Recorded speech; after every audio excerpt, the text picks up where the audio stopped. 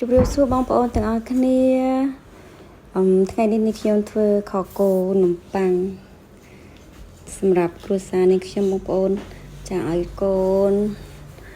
នេះខ្ញុំគាត់ញ៉ាំគាត់ថាឆ្ងាញ់ម៉ាមីហើយគ្រឿងផ្សំមានដូចជាសាច់គោចាប្រហិតសាច់គោហើយនេះខ្ញុំមានបន្លែមានការ៉ុតចាប៉េងប៉ោះខ្ទឹមបារាំងដំឡូងបារាំងរំដេងស្លឹកក្រូចនេះជីរណាជីក្រហមចាខ្ទឹមសខ្ទឹមក្រហមទេសឆ្អើរហើយផ្កាច័ន្ទហើយនឹងឈើអែមចាទឹកដោះគោខាប់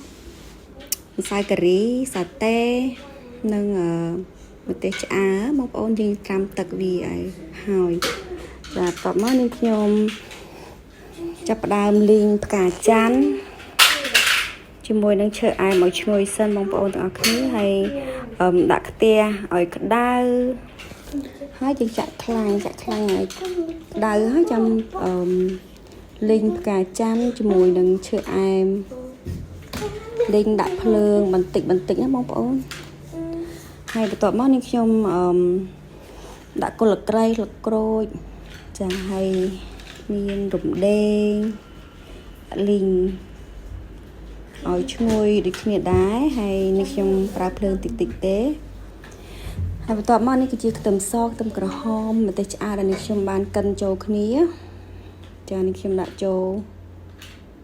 លីងជាមួយគ្នាឲ្យឈ្ងុយគ្រឿងតែម្ដងហើយសម្រាប់